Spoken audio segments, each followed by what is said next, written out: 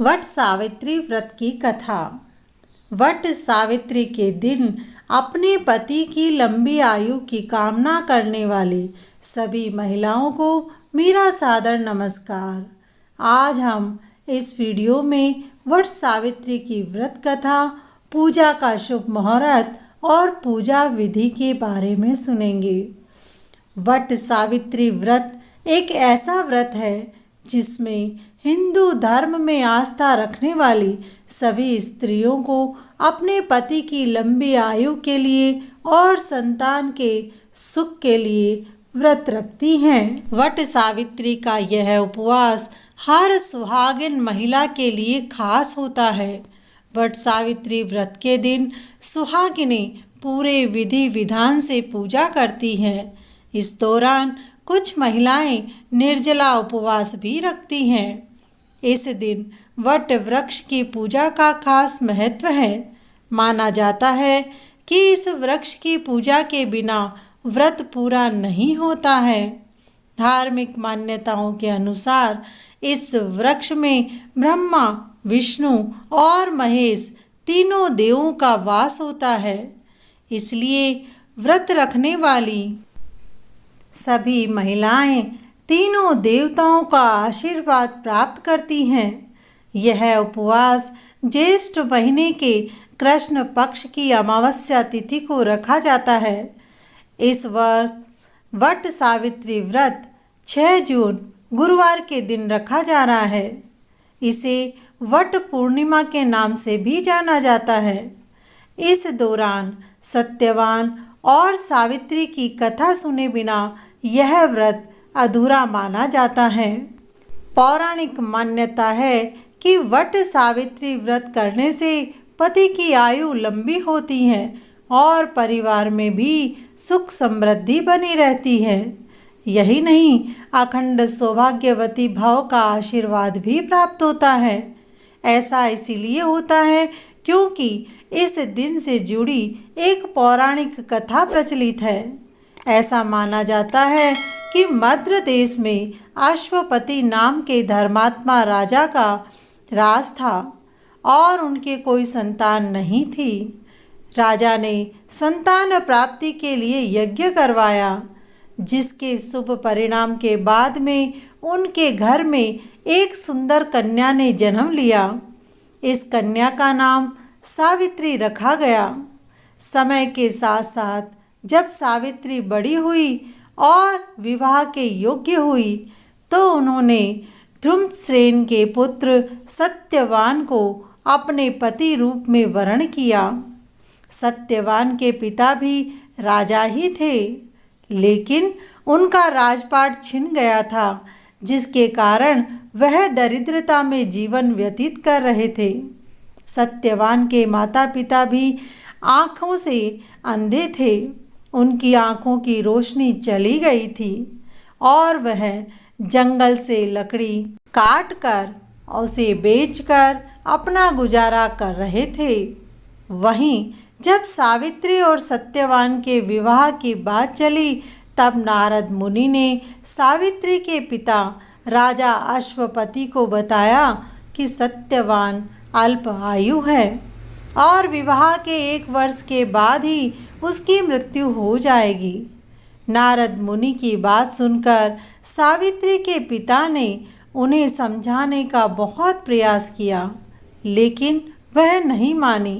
अंत में सावित्री का सत्यवान के साथ विवाह हो गया। विवाह के बाद सावित्री अपने सास ससुर और पति की सेवा में लग गई। फिर एक दिन वो दिन भी आ गया जिसका जिक्र नारद मुनि ने सावित्री के पिता से किया था, सत्यवान की मृत्यु का दिन। उसी दिन सावित्री भी सत्यवान के साथ वन में गई थी। वन में सत्यवान लकड़ी काटने के लिए जैसे ही पेड़ पर लकड़ी काटने के लिए चढ़ने लगा, उसके सिर में असहनीय दर्द होने लगा। वह सावित्री की गोद में सिर रख कर के लेट गया। कुछ समय में बाद ही उसके सामने दूत आ गए और उसे ऐसा लगा जैसे स्वयं यमराज उसके सामने खड़े हुए थे। यमराज सत्यवान की आत्मा को लेकर दक्षिण दिशा की ओर चलने लगे। पतिव्रता सावित्री भी उनके पीछे पीछे चली गई। आगे जाकर यमराज ने सावित्री से कहा, हे पतिव्रता नारी, जहाँ तक मनुष्य साथ दे सकता है तुमने अपने पति का साथ दे दिया है, अब तुम यहाँ से लौट जाओ।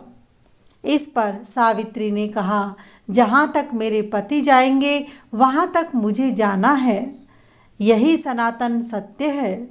यमराज सावित्री की वाणी सुनकर प्रसन्न हुए और उनसे 3 वर मांगने को कहा। यमराज की बात का उत्तर देते हुए सावित्री ने कहा, मेरे सास ससुर अंधे हैं, उन्हें नेत्र ज्योति दे दें। यमराज ने तथास्तु कहकर उसे लौट जाने को कहा और फिर आगे बढ़ने लगे। किंतु सावित्री ने यम के पीछे ही चलना शुरू कर दिया। यमराज ने प्रसन्न होकर के फिर से उसे वर मांगने को कहा। सावित्री ने दूसरा वर मांगा, मेरे ससुर का खोया हुआ राज्य उन्हें वापस मिल जाए। इसका उत्तर देते हुए यमराज ने कहा, तथास्तु।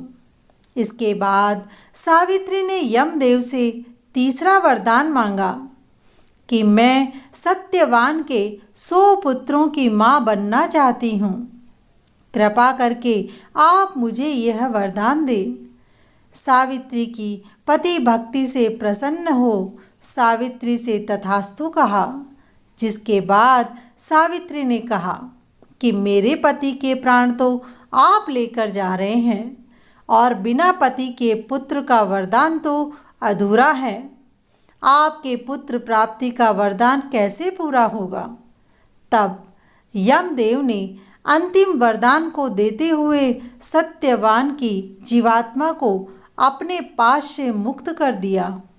सावित्री पुनः उसी वट वृक्ष के नीचे लौटी तो उन्होंने देखा कि वट वृक्ष के नीचे सत्यवान के मृत शरीर में जीवन का संचार हो रहा है। कुछ देर में सत्यवान उठ करके बैठ गया। उधर सत्यवान के माता पिता की आंखें भी ठीक हो गई और उनका खोया हुआ राज्य भी वापस मिल गया। बोलो सावित्री माता की जय। दोस्तों, अखंड सौभाग्य की कामना को लेकर जो महिलाएं ज्येष्ठ माह के कृष्ण पक्ष की अमावस्या को वट सावित्री व्रत करती हैं, उनका अखंड सौभाग्य बना रहता है। इस बार वट सावित्री व्रत 6 जून दिन गुरुवार को रखा जा रहा है। इस दिन महिलाएं व्रत रख कर के वट वृक्ष की पूजा कर देवी सावित्री के पतिव्रता धर्म का स्मरण कर अखंड सौभाग्य की कामना करती हैं। सुहागिन महिलाएं पति की दीर्घ आयु और सुखद वैवाहिक जीवन के लिए इस व्रत का पालन करती हैं। वट सावित्री व्रत के लिए पूजन का अभिजीत मुहूर्त सुबह 11:36 बजे से शुरू हो रहा है।